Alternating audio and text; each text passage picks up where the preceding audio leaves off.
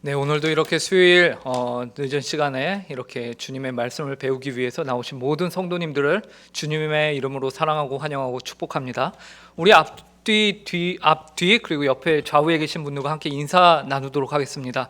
눈을 마주치시면서 사랑합니다, 축복합니다. 네, 우리 서로 인사하도록 하겠습니다. 네. 예, 오늘 저희가 함께 보실 말씀은 요한복음 3장 16절 한 절 말씀입니다. 요한복음 3장 16절, 제가 지금 성경으로는 신약 146페이지인데요. 네, 한 절 말씀이기 때문에 저희가 힘차게 한 목소리로 함께 하나님의 말씀을 읽도록 하겠습니다. 시작. 하나님이 세상을 이처럼 사랑하사 독생자를 주셨으니 이는 그를 믿는 자마다 멸망하지 않고 영생을 얻게 하려 하심이라. 아멘.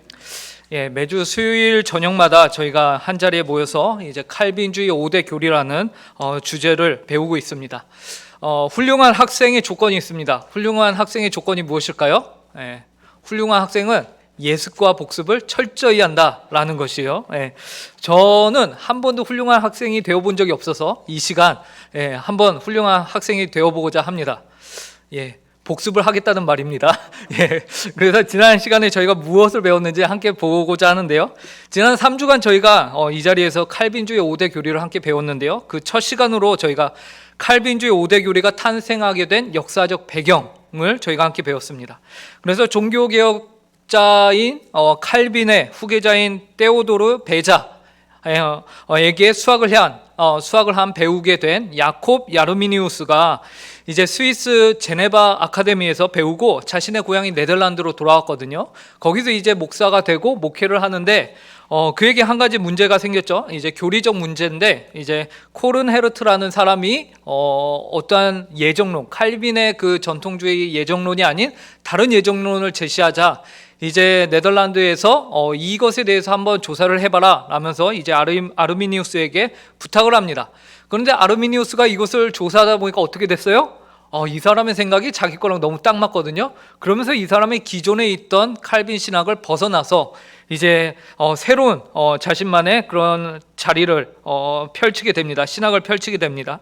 그 후에 그가 죽고 나서 1609년에 이제 아르미니우스가 죽은 다음 해에 학론서라는 것을 아르미니우스에게 배운 사람들이 만들어서는 이것을 의회에 제출하게 되고 그것이 점점 분란을 일으킵니다. 그래서 그 사회 안에서 경제적으로나 아니면 문화적으로나 종교적으로나 이제 분란이 일어나니까 도저히 그것이 점점 심해져 갖고 그 갈등을 없애기 위해서 의회에서는 안 되겠다, 얘들을 불러서 우리가 한 자리에서 제대로 한번 얘기를 해보자 라고 하죠. 그래서 도르트라는 지역에서 이 사람들이 모여서 약 6개월간 1618년 11월부터 1619년 5월까지 무려 154번이나 모이면서 회의를 진행을 하게 됐어요.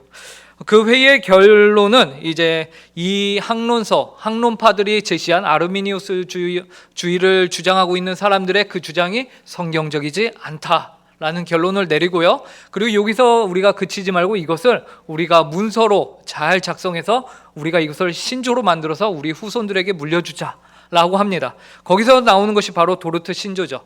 이 도르트 신조의 내용을 오늘날 신학자들이 더 쉽게 이해하기 위해서 5개의 항목을 구분하고 그 순서를 외우기 쉽게 네덜란드의 꽃인 튤립에 맞춰서 이제 순서를 다시 맞춥니다. 그래서 그것이 바로 칼빈주의 5대 교리예요. 그래서 사실 이 튤립으로 불려지는 칼빈주의 5대 교리는요, 칼빈주의나 전통신앙을 전부 다 포함하고 있는 것은 아니에요. 왜냐하면 칼빈주의나 정통신앙은 그보다 더 방대하고 넓습니다. 풍부합니다. 하지만 그 안에서 핵심을 잘 집어냈다 해갖고 우리가 칼빈주의 5대 교리다라고 이제 이름을 붙이고 배우고 있습니다. 그래서 저희가 5가지 중에서요, 2주에 걸쳐서 첫째 주에는 저희가 배경을 배웠고, 그 다음에 2주 전에는 저희가 전적 타락에 대해서 배웠습니다. 세상의 모든 사람이 의인이다, 죄인이다 라는 것을 우리가 아주 자세히 봤는데요. 그래서 각 사람의 모든 부분이 다 죄인이다. 모든 사람들이 각 사람이 어느 정도만 죄인이 아니라 완전히 죄인이다. 혹은 저 멀리 있는 사람은 죄인이 아닌 것이 아니라 모든 사람이 죄인이다 라는 것을 우리가 배웠어요. 그래서 전적 타락에 배웠고요. 지난 시간에는 저희가 무조건적인 선택에 대해서 배웠습니다. 그래서 전적으로 타락한 인류를 하나님이 어떠한 조건도 없이 그냥 아무런 조건도 없이 각 사람들을 택하셔서 그들의 죄된 상태에서 건지셨다라는 것을 저희가 지난 시간에 배웠습니다. 그래서 이것은 우리에게 전적으로 타락해서 어떠한 희망도 없는 인류에게 하나님이 큰 희망의 메시지를 허락하신 것이다 라는 것을 우리가 배웠고요. 자, 그리고 오늘 드디어 네 번째 시간입니다. 그러면서 세 번째 교리를 배웁니다. 제한 속죄라는 것에 대해서 저희가 함께 배워보도록 하겠습니다. 자, 오늘도 동일하게 여러분들 강의 첫 페이지에 있는 박스 안에 있는 말씀을 함께 읽고 시작하겠습니다. 요한복음 3장 16절입니다. 시작. 하나님이 세상을 이처럼 사랑하사 독생자를 주셨으니 이는 그를 믿는 자마다 멸망하지 않고 영생을 얻게 하려 하심이라. 네. 자, 문제입니다. 여러분, 이 말씀에서요, 하나님이 세상을 이처럼 사랑하사 독생자를 주셨다고 하였는데, 여기에서 말하고 있는 그 세상은 누구를 의미할까요? 자, 여러분들이 혹시 헷갈려 하실까봐 너무 막연한 질문인가 싶어서 제가 보기를 준비했습니다. 1번 다 같이 읽으시죠. 시작. 아담부터 인류의 마지막 아기까지. 이 아담을 시작해갖고 인류의 마지막 예수님이 재림하기 직전에 태어나는 아기까지를 하나님이 사랑하셨다. 이게 1번이요. 자, 2번 읽겠습니다. 시작. 모든 인류를 넘어 자연계 모든 피조물까지. 인류뿐만 아니라 하나님이 인류를 넘어서 자연에 있는 모든 나무, 동식물들까지 다 포함해서 사랑하셨다라는 것이요. 자, 그리고 3번 읽겠습니다. 시작. 하나님께서 선택하신 정확한 인원의 택자들, 많지 않고 하나님이 택한 딱 정확한 숫자의 사람들만 하나님이 사랑하셨다라는 겁니다. 자, 4번입니다. 시작. 조양훈 목사보다 잘생기고 이쁜 사람. 4번은 뭐 읽으나 마나한 거죠. 딱 봐도.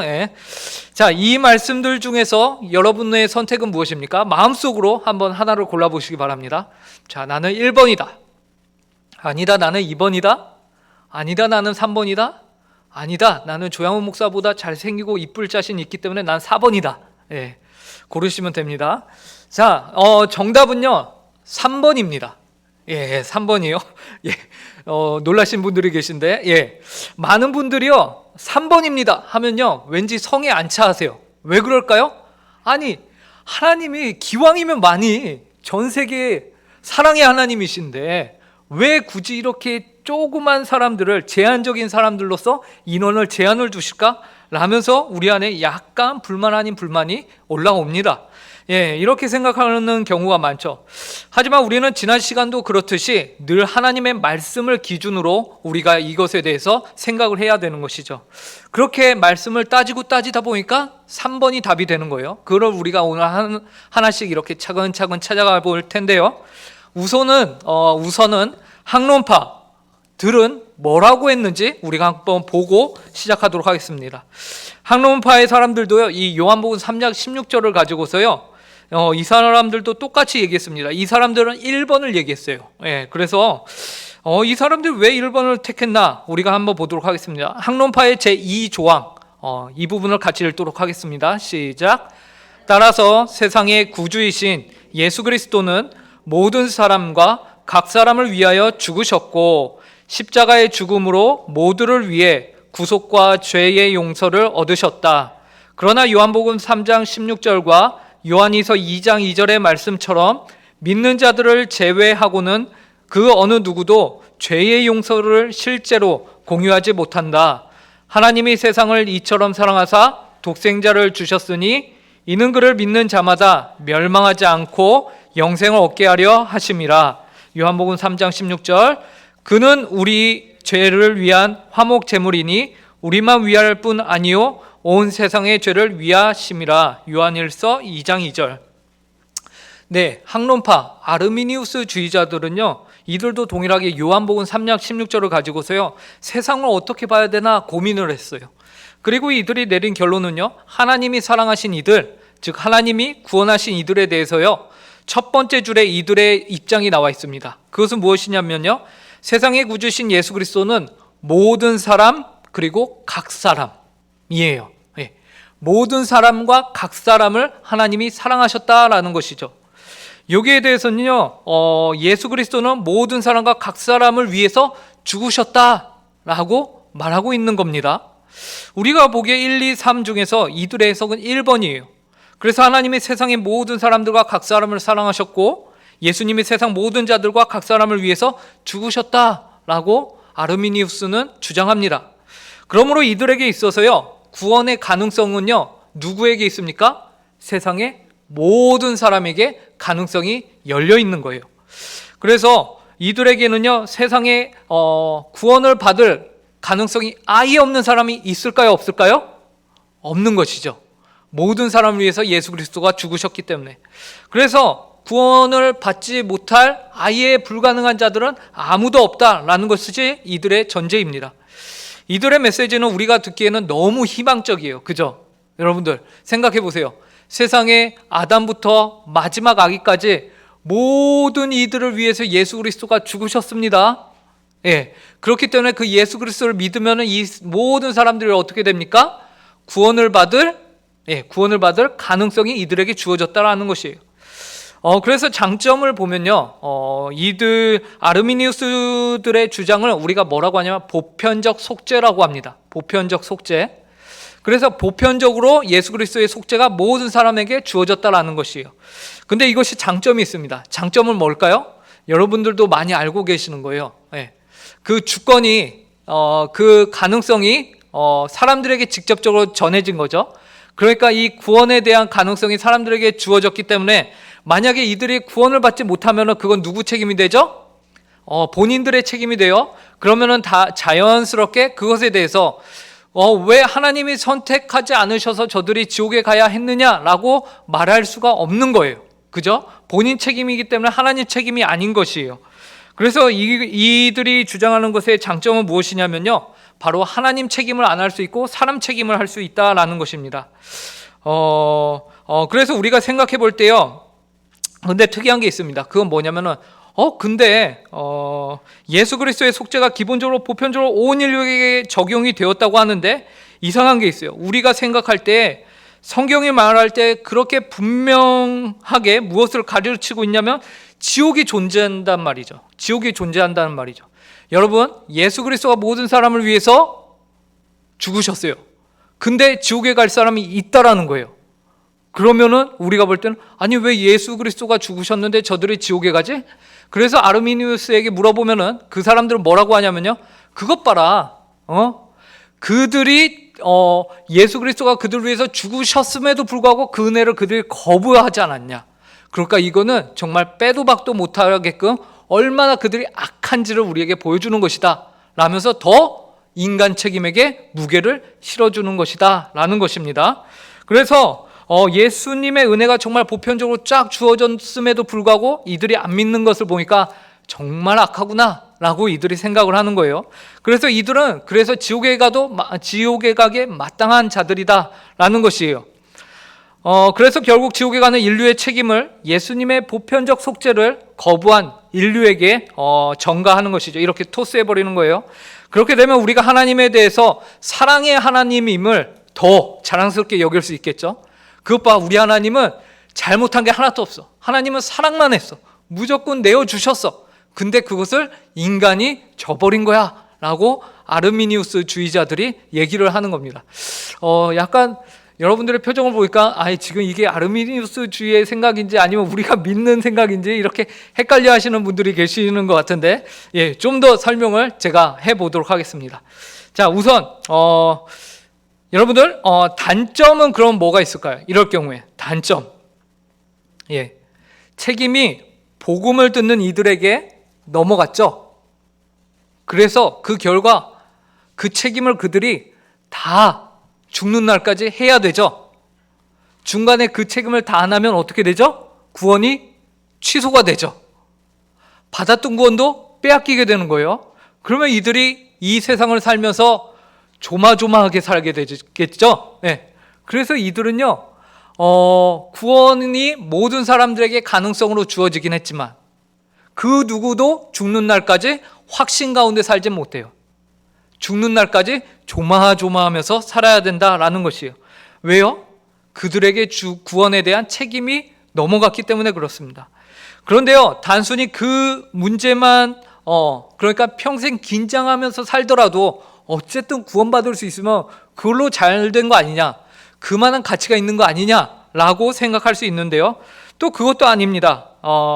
모든 사람의 구원의 가능성을 열어준다는 이 논리는요, 그 구원의 책임을 복음을 듣는 자에게 이제 돌린 결과 무엇이 되냐면 반대로 예수님이 베푸신 구원이 부족한 구원이 돼버려요. 네. 그렇죠?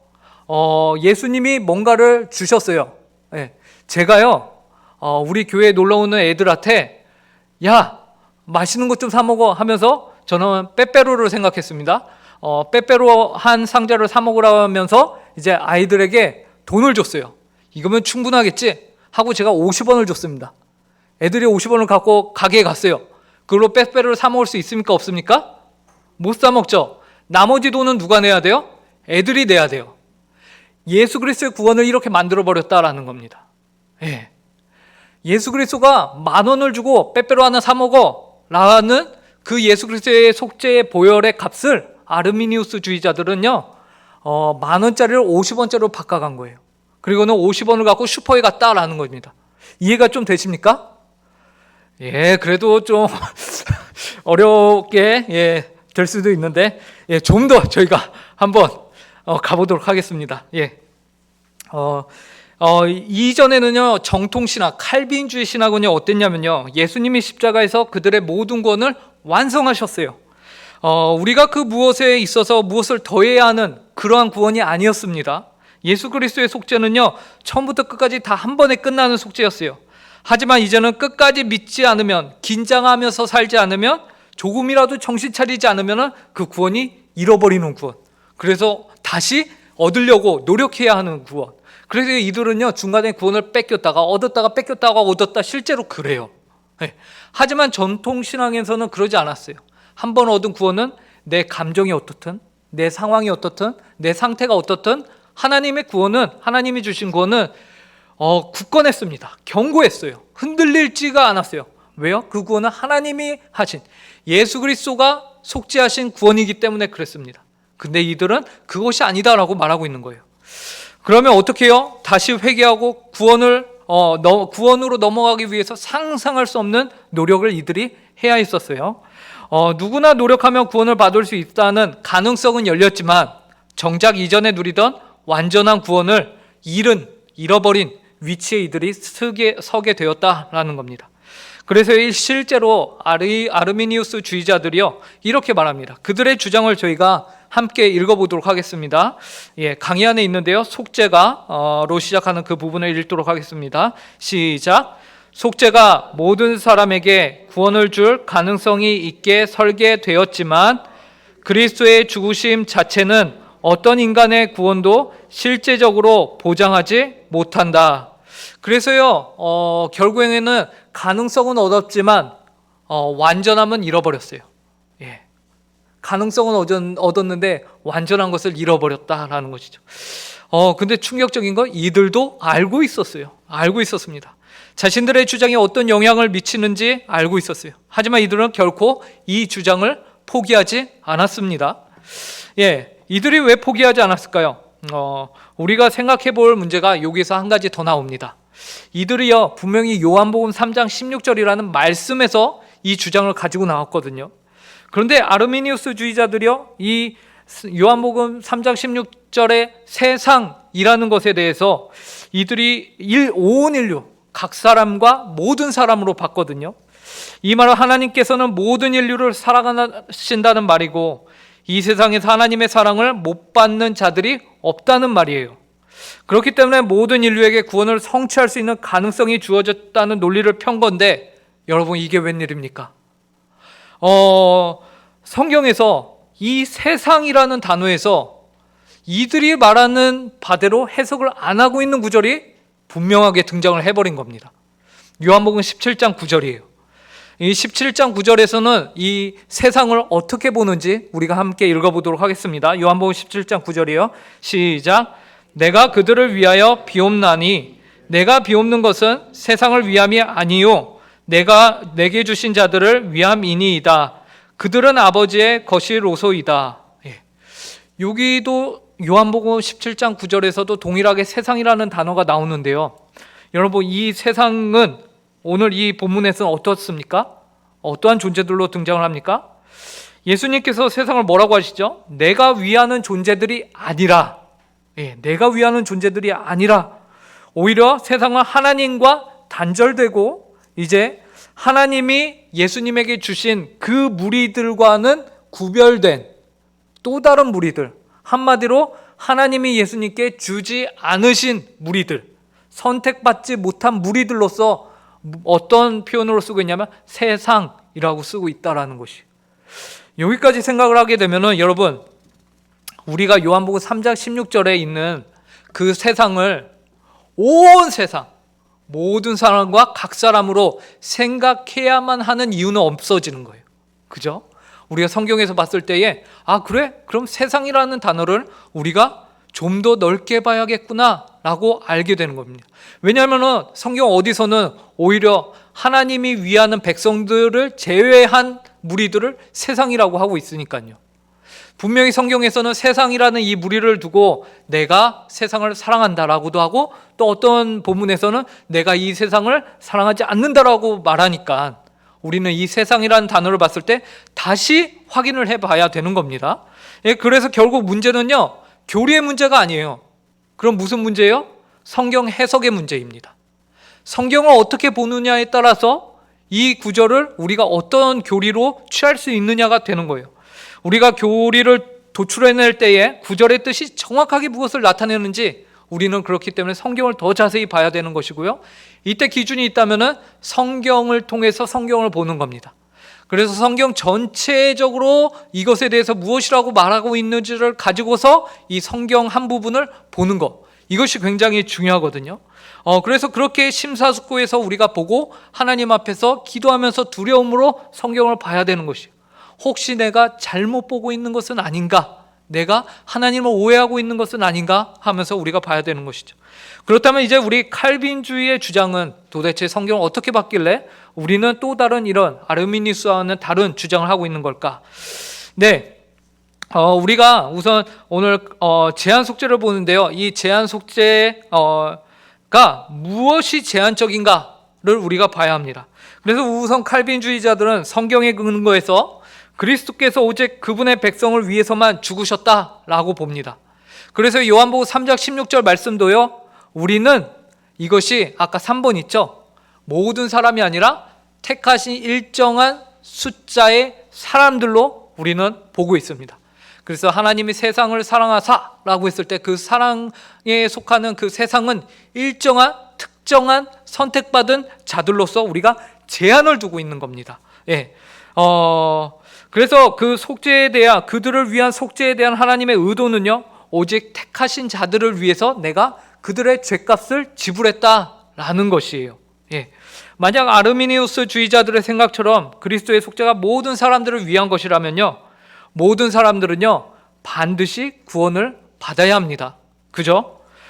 이것은 너무나도 명확해요. 왜냐하면 예수 그리스도의 구원이 부족함이 없는 구원이기 때문에 만약에 예수님이 모든 사람들을 위해서 죽었다면 모든 사람은 구원을 받아야 돼요. 그런데 분명 모든 사람들이 구원을 받지 못하고 있어요.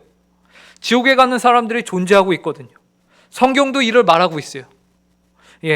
그렇기 때문에 그리스도가 죽었는데 그 보혈이 구원을 못하는 사람들이 있나? 이는 그리스도의 보혈이 쓸데없이 낭비가 된 것인데 이거는 말이 안 된다라는 것이죠. 그리스도가 십자가에서 피를 흘려 죽으셨는데 그 피가 구원하지 못할 사람들이 있다면 그거는 말이 안 된다라는 겁니다. 그렇다면 우리는 어떤 결론에 이르게 되죠? 그 피가 모든 사람들을 위한 것이 아니라 지옥에 가는 사람들을 빼고 그 천국으로 데려가시는 그들을 위해서 흘린 피구나라는 것을 우리가 그런 결론에 도달하게 되는 것이에요. 예수 그리스도의 속죄함이 모든 일을 위함이 아니고 특정한 부류를 위한 것이다.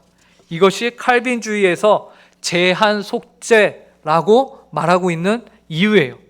그런데 사람들이요, 이 제한이라는 말을 굉장히 거북스러워합니다. 조금 전까지 주장을 펼쳤던 그 아르미니우스 주의자들도요, 이 제한을 싫어해요. 그래서 많은 사람들이 그리스도의 사랑이 제한적이라고, 우리 하나님이 제한적으로 사랑을 하신다고, 우리 하나님이 이렇게 불평등하게 사랑하신다고 사람들이 느끼죠. 그러나 여기에서 제한적이다라는 말이 사용된 것은요, 부정적인 의미가 아니에요. 우리가 조금 더 정확하게 말하면 여기서 사용하는 제한적이다라는 것은요, 그 가치나 능력에 있어서요, 제한되었다는 의미가 아닙니다.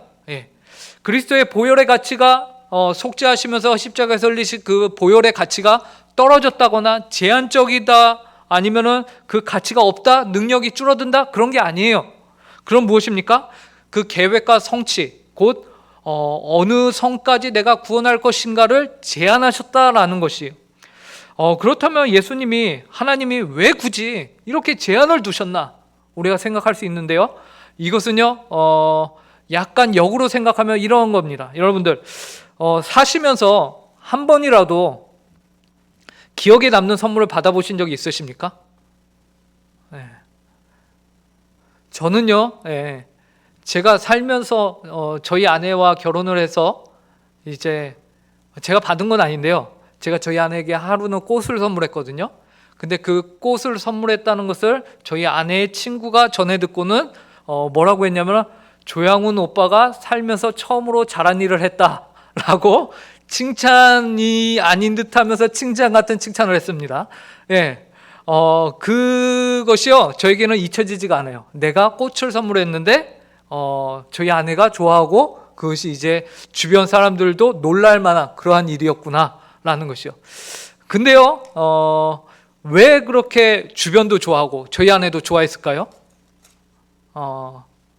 그 이유는요, 그 꽃이 저희 아내만을 위한 특별한, 한정된, 제한된 선물이었기 때문에 그래요. 저희 부서에서요, 한 달에 한 번씩 아이들에게 햄버거나 피자를 쏩니다. 생일 파티 하느라. 그래서 애들이 받으면요, 좋아해요. 근데 한 명도 저에게 와서 저희 아내가 꽃을 받았을 때처럼 기뻐하는 모습과 웃음을 띠면서, 목사님 너무 행복해요, 너무 좋아요 라고 하는 사람은 한 명도 없었어요. 왜 그럴까요? 그 피자와 햄버거는 모든 사람을 위한, 우리 부서 모든 아이들을 위한 공통적으로 주어지는 선물이기 때문에 그래요. 여러분들, 제한적이다라는 것을 우리가 부정적인 이미지를 털고 보면요, 어떻게 되냐면 바로 당신만을 위해서 특별하게 준비한 선물입니다 라는 것이 되는 것이에요. 그렇기 때문에 우리가 여기에서 말하고 있는 예수 그리스도의 속죄가 제한 속죄라는 것은 특별한 사람들을 위한 특별한 속죄다라는 것이 되는 겁니다. 이는 무엇이 부족해서 제한적이다라고 쓰는 것이 아니고요, 특별하기 때문에 제한적이다라고 말하는 거예요. 소수의 택함받은 자들을 위한 특혜인 것이죠. 이 특혜는 요즘 뉴스에 나오는 그러한 처벌받아 마땅한 그런 특혜가 아니에요. 주인이신 하나님이 자신의 주권을 가지고서 당당하고 떳떳하며 아주 바람직한 방향으로 우리에게 주시는 그러한 특혜인 것입니다. 그래서 이것을 가지고서 누가 뭐라고 따질 수가 없는 거예요. 왜요? 하나님이 본인의 주권과 본인의 가진 권한을 가지고서 행하시는 일이기 때문에 그렇습니다. 이런 의미에서 제한 속죄를 보면은 조금 더 저희가 이해가 될 것입니다. 자, 그러면 그 제한 속죄, 이 제한 속죄가 왜 필요한가? 누구를 위해 그리스도께서 죽으셨는가? 왜 죽으셨는가를 우리가 함께 봐야 합니다. 우선 먼저 칼빈주의에서 이 속죄에 대해서요, 이야기를 해보기 위해서는 속죄의 필요성을 우리가 짚어야 합니다. 속죄가 왜 필요하죠? 이는 그리스도가 누구를 위해 죽으셨는가? 왜 죽으셨는가? 바로 이 질문에 대한 대답이 될 거예요. 우리가 이미 살펴본 것처럼 아르미니우스 주의자들은 모든 인류를 위해서 그리스도가 죽었다라고 말하고 있어요. 그러면서 이들은 칼빈주의자들이 하나님의 자비와 사랑에 대해 아무 통찰도 없고 관심이 없다라고 말해요. 아르미니우스주의자들은요, 야, 너네는 어떻게 그렇게 하나님이 사랑의 하나님이신데 그 하나님에 대한 사랑에 대해서 너희는 무관심하냐? 어떻게 그렇게 인정머리가 없냐라고 얘기해요. 너무 무자비한 하나님으로 너희들이 만들어가는 거 아니냐라고 얘기합니다. 그런데 중요한 것이 있습니다. 그것은 그들이 하나님의 사랑은 강조하면서 반대로 무엇을 잃어버리냐면 공의의 하나님을 그들이 지나쳐버린 거예요. 네. 하나님의 사랑만 강조하다가 결국 그들은 공의의 하나님을 놓쳐버립니다. 그 공의의 하나님을 축소시키고 있어요. 그러나 하나님의 성품에 있어서요, 사랑이나 공의나 동등합니다. 여러분, 우리가 이걸 아셔야 돼요. 하나님은 사랑이시다라고 해갖고 하나님은 무작정 사랑이 아니고요, 하나님은 공의도 사랑만큼 그 성품 가운데 동등하게 가지고 계신 분이 바로 하나님이세요. 예. 그리고 그 하나님의 공의를 만족시키는 것을 하나님이 요구하신다라는 것을 우리가 알아야 됩니다. 예. 하나님이 하나님의 사랑을 하나님의 공의를 만족시키는 것은 그분이 먼저 요구하시고 그 다음에 하나님이 무엇을 행하시냐? 사랑을 행하신다라는 것이요. 순서가 항상 그렇습니다.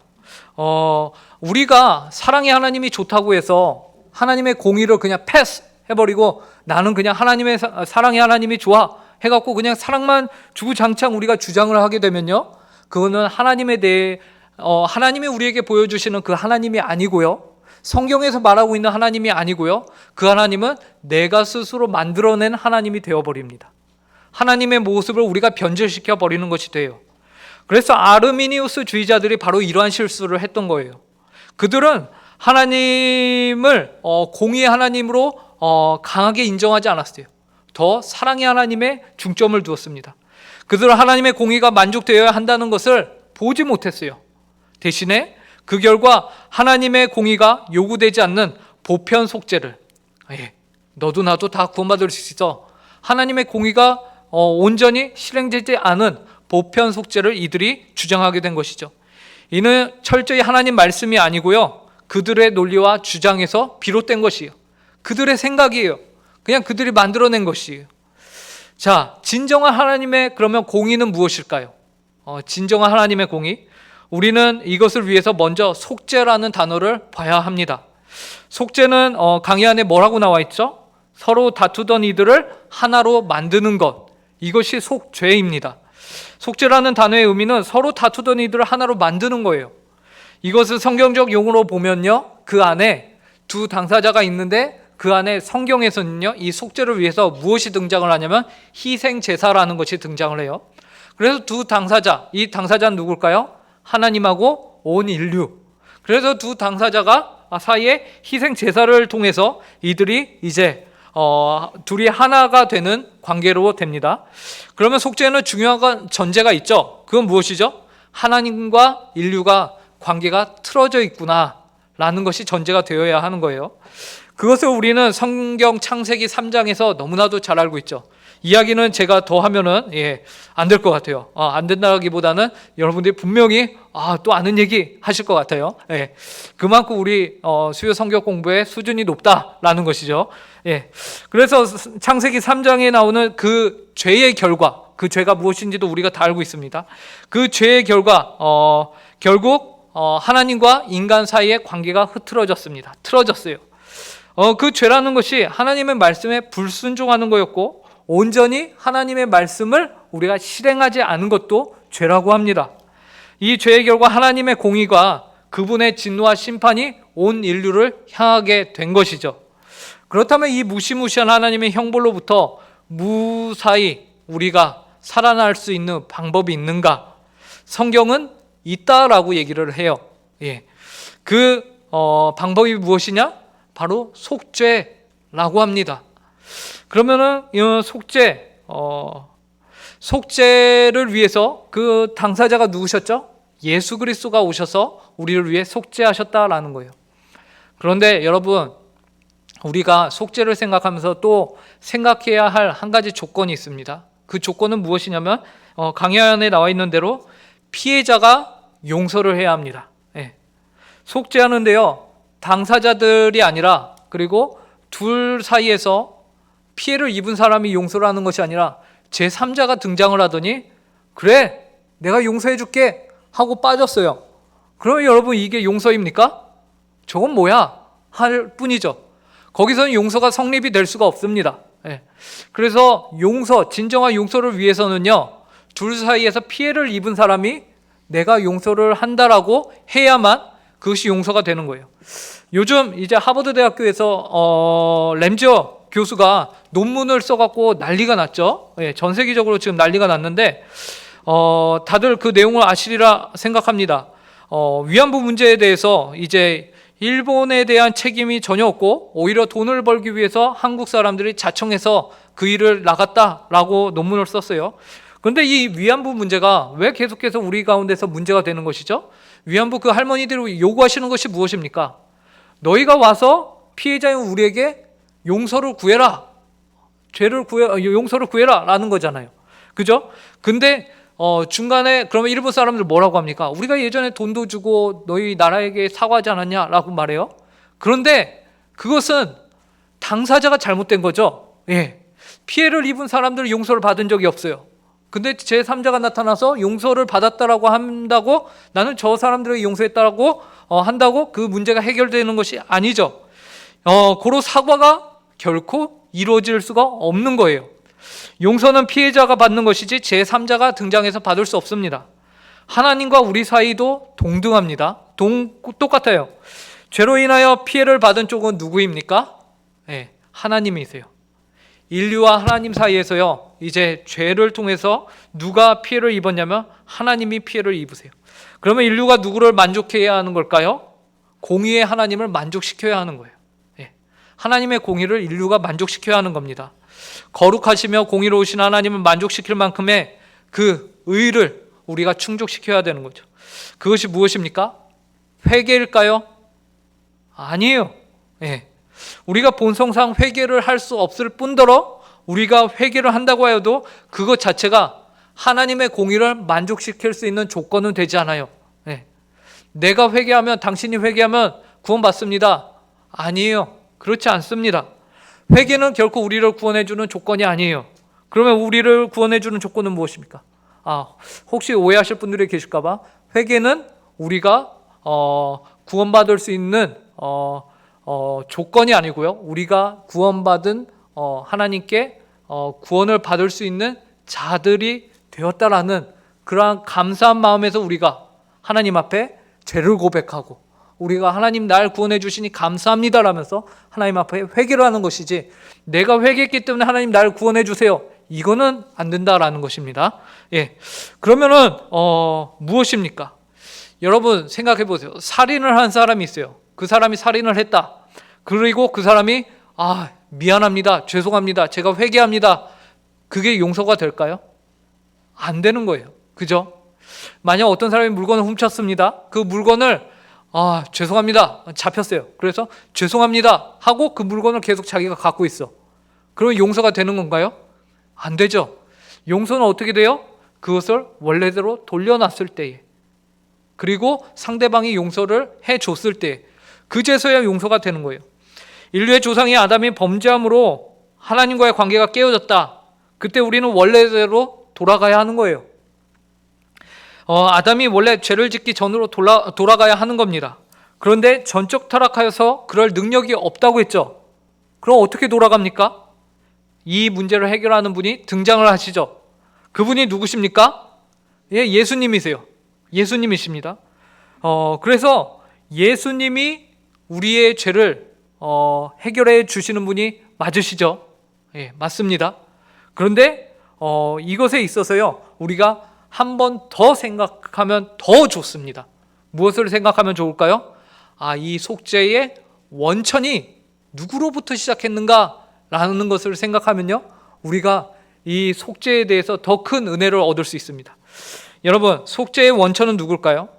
우리가 믿는 신앙이 실로 놀라운 것은요, 예수 그리스도를 통하여서 우리의 죄가 용서를 받았는데, 해결이 됐는데, 그 예수 그리스도가 누구로부터 오셨느냐를 생각하면요, 우리가 깜짝 놀랍니다. 누구로부터 오셨죠?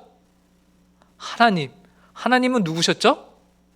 우리와 인류와 하나님 사이에서 피해자가 누구였죠? 하나님이셨어요. 그 피해자이신 하나님이 어떻게 하신 거죠? 인류가 그 용서를 빌 수도 없고 해결할 수도 없는데 그 해결할 수 있는 길을 피해자 측에서 먼저 손을 내밀는 것입니다.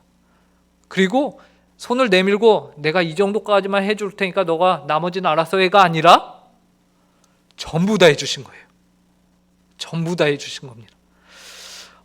스스로 무엇도 할 수 없는 인류를 전적으로 복구를 다 시켜주신 것입니다.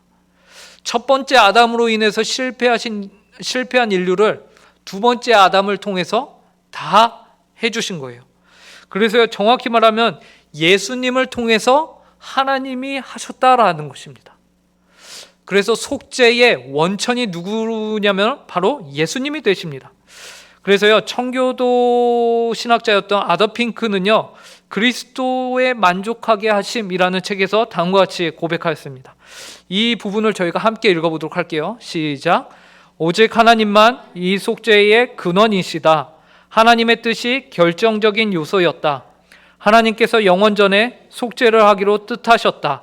하나님의 사랑이 속죄가 샘솟는 동기다. 하나님의 의로우심이 속죄의 유발자며 하나님의 영광이 속죄의 목적이다. 예. 하나님만이요, 그리스도께서 이루신 이 속죄의 원천이 되시고 샘이 되시고 근원이 되신다라는 것입니다. 예. 나의 회개도 아니고 나의 간구도 아니고 그렇다고 뭐 어떤 인류의 어떠한 그런 무엇도 아닌 누구요? 하나님 아버지, 성부 하나님. 가끔 우리는 예수 그리스도가 공의로 이런 착각을 합니다. 예수 그리스도가 그분의 십자가 공의로 진노하시는 하나님께 가셔서 그 하나님의 진노를 수그러뜨렸다. 하나님을 잘 위로해갖고 그 진노를 덮으셨다라고 우리가 이제 생각하는데요. 이것은 진리의 일부분입니다. 진리의 일부분이에요. 왜냐하면 이렇게만 얘기를 하면요, 하나님은 어떤 하나님이 되어버리냐면 진노하시는 하나님으로 끝나버려요. 근데 예수 그리스도 때문에 어쩔 수 없이 내가 확 그냥 하려다가 예수 그리스도 때문에 어쩔 수 없이 참으시는 하나님이 되어버려요. 근데 성경에 보니까 어떻습니까? 그 예수 그리스도를 보내기로 하신 분이 누구시라고요? 하나님이셨어요. 그렇기 때문에 하나님은요, 그분 성부 하나님 스스로 공의의 하나님이시면서 그 안에 근본적으로 사랑의 하나님이신 거예요. 우리가 시작하면서 순서 잡기를 사랑의 하나님, 그 전에 공의 하나님이 있다라고 했는데요. 이제 또 그 앞에 또 뭐가 다시 나오죠? 사랑의 하나님이 다시 등장을 하는 겁니다. 그래서요, 우리를 위로하십니다. 우리를 위로하시는 거예요.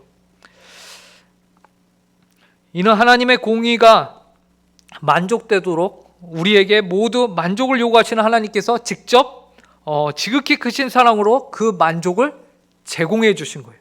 그러니까 하나님의 기준이 정말 큰데 그 기준에 맞는 거를 또 본인이 만드셔갖고 또 본인이 계획하셔갖고 본인이 우리에게 주시고 본인이 받으시고 그러면서 뭐라고 하세요? 인류를 품 안으시면서 그의 택하신 그 택자들을 끌어안으시면서 내가 너무나도 사랑하고 기다렸다 라면서 품어주시는 것이 바로 제한 속죄입니다. 제한 속죄일까요? 그래서요, 여러분, 이 구원을 우리 가운데서 적용시키시는 분은 또 누구셨죠? 성령 하나님이시죠. 그래서 성부 하나님, 성자 예수님, 성령 하나님 이렇게 세 분이요 이루신 구원이거든요. 제한 속죄라는 것이.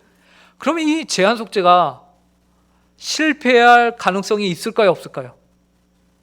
절대 없죠. 제한 속죄는요 절대 실패할 수가 없는 속죄예요. 그렇다면요, 여기서 우리가 한 번 더 생각해 보면 이 실패할 수 없는 제한 속죄가 모든 사람에게 주어졌다면은, 아르미니우스 주의자들이 말하는 것처럼 모든 사람에게 주어졌다면은, 온 인류에게 주어졌다면 온 인류는 지옥에 갈 수 있을까요, 없을까요? 한 명도 못 가죠. 한 명도 못 가는 거예요. 근데 성경에서는 분명히 무엇을 말하고 있냐면 지옥에 가는 자들이 있다라고 말하고 있거든요. 그러면 어떻게 되는 겁니까? 이 재한 속죄가 모든 자들에게 주어진 것은 아니다라는 결론에 도달하게 되는 거예요. 그러면 누구에게만 주어진 것입니까? 택하신 자들에게만 특별하게 하나님이 시작하시고 끝을 맺으셔서 다 주셨다라는 겁니다. 여기에 인간의 어떠한 가능성을 위해서 이것을 자르고 없애고 하는 것은 너무나도 어리석은 일이에요. 그죠? 그래서 아르미니우스 주의자들의 입장을 보면요, 사실 그들의 입장은 처음에는 모든 인류에게 가능성을 허락하는 것처럼 열려 있어요. 근데 뒤로 가면 어떻게 됩니까? 누구도 그 천국에 들어갈 수 없는 입장이 바로 아르미니우스 주의자들의 보편 속죄예요. 그와 반대로 제한 속죄는요, 모두에게 열려 있지는 않아요. 하지만 하나님이 택한 자들에게만큼은 반드시 그들을 구원하고 이끄신다라는 굳건한 약속이 주어지는 거예요. 청교도 목회자였던 존 오웬이요, 이렇게 정리를 했습니다. 그분의 논문인데요, 그리스도의 죽음 안에서의 죽음의 죽음. 제목이 재밌죠? 예. 이 부분을 저희가 함께 읽어보도록 하겠습니다. 시작.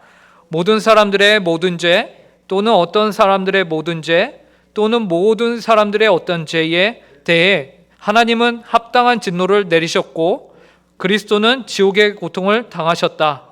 만일 마지막 경우, 즉 모든 사람들의 어떤 죄가 맞다면 모든 사람에게 책임져야 할 어떤 죄가 있고 그러므로 아무도 구원받지 못할 것이다. 예수 그리스도의 죄가 만약 여기서 보시면은 모든 사람들의 모든 죄는 무엇입니까?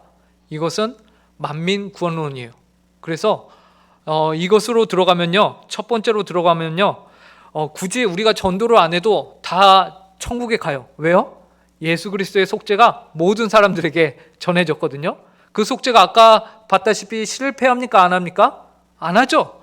예, 그렇기 때문에 모든 사람에게 전해졌다면은 지옥에는 한 명도 없게 되고요, 천국에 모두 다 가 있고요, 그리고 전도할 필요도 없어요.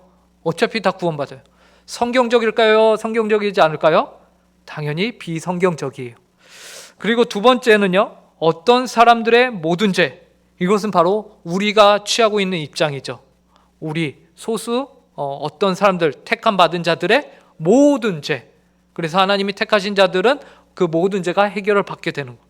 세 번째 조건을 이제 존 오웬이 말하는 것인데요, 이 세 번째 조건의 사람들이 아르미니우스 주의자들이에요. 이들의 주장은 모든 사람들의 어떤 죄입니다. 모든 죄가 아니에요. 그래서 예수 그리스도가 모든 사람들의 어떤 죄를 위해서 죽으셨다. 그런 나머지 죄는 너희 책임이라는 거예요.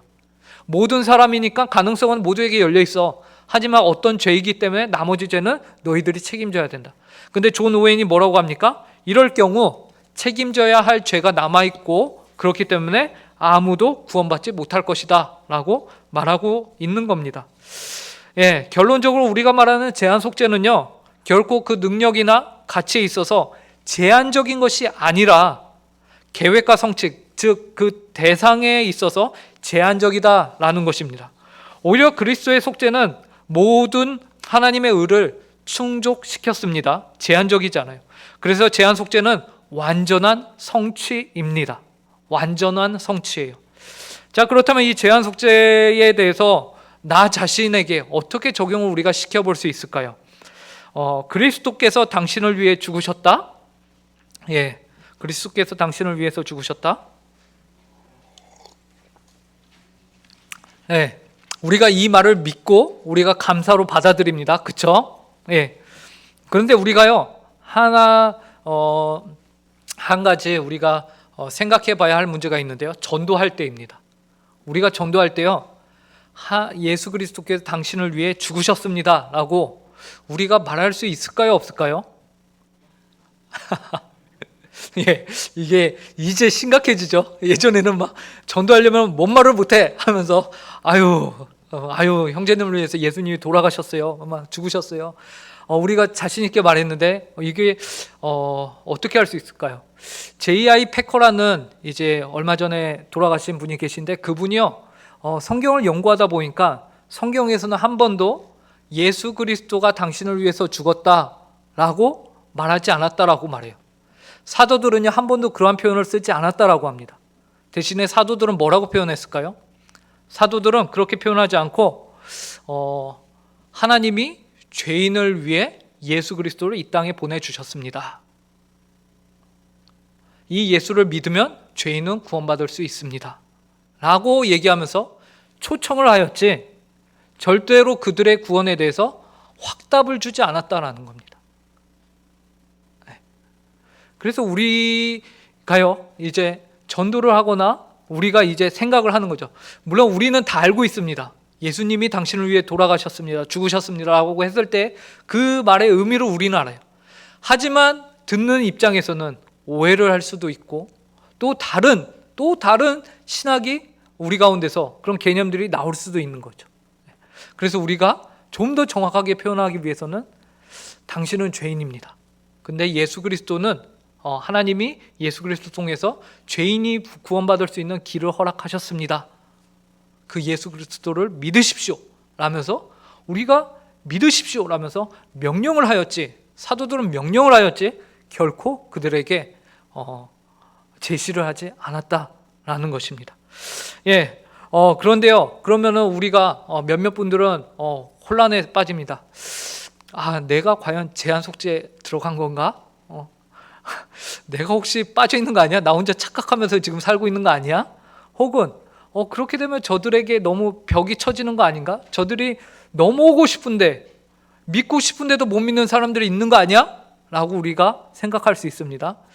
그런데요, 또 특이한 것은 예수님이 하나님은 믿고 싶은데 못 믿는 사람들은 한 명도 없게 만드셨습니다.